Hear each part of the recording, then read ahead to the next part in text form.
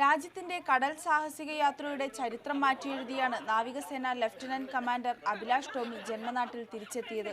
150 നാളുകൾ ഒറ്റയ്ക്ക് പായ്വഞ്ചിയിൽ ലോകം ചുറ്റി തൃപ്പൂണിത്തുറ കണ്ടനാട്ടെ വീട്ടിലെത്തിയ ഈ സാഹസികന് നാട്ടുകാരുടെയും ബന്ധുക്കളുടെയും അഭിനന്ദന പ്രവാഹമായിരുന്നു. പ്രതിസന്ധികളെ തരണം ചെയ്ത് ദൗത്യം വിജയിച്ചെത്തിയതിലുള്ള സന്തോഷം അഭിലാഷ് പങ്കിട്ടു. കഴിഞ്ഞ വർഷം കേരളപ്പിറവി ദിനത്തിൽ പായ്വഞ്ചിയിൽ ലോകം ചുറ്റാനിറങ്ങുമ്പോൾ അഭിലാഷിന് കൈമുതലായി ഉണ്ടായിരുന്നത് 4 വർഷം കടലിൽ യാത്ര ചെയ്തതിന്റെ പരിചയം മാത്രം.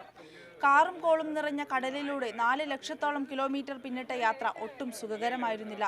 പ്രതീക്ഷയുടെ മുനമ്പെന്നറിയപ്പെടുന്ന കേപ്പ് ഓഫ് ഗുഡ് ഹോപ്പാണ് ഏറ്റവും ഭീഷണിയായത്. Cape of good hope cross ചെയ്യുന്ന സമയത്ത് 70 നോട്ടിൻ്റെ സ്പീഡിൽ കാറ്റ് വന്നേ. 130 kmph, 30 അടി ഉയരത്തിൽ തിരയും വന്ന്. ആ സമയത്ത് ബോട്ടിനെ ഒരു സൈഡിലോട്ട് മറിച്ചിട്ട് ബോട്ട് ഔട്ട് ഓഫ് കൺട്രോൾ ആയിപ്പോയി.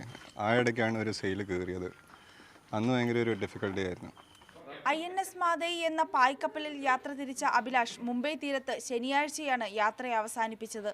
തുറമുഖത്തൊന്നും അടുക്കാതെ പായ്വഞ്ചിയിൽ ഒറ്റയ്ക്ക് ലോകം ചുറ്റിവന്ന ആദ്യ ഇന്ത്യക്കാരനെന്ന ബഹുമതിക്ക് അർഹനായി അഭിലാഷ്. കൂടാതെ പായ്വഞ്ചിയിൽ വിജയപഥമണിഞ്ഞ ഏഷ്യയിലെ 2ാമൻ കൂടിയാണ് ഈ സാഹസികൻ. മീഡിയ 1 കൊച്ചി.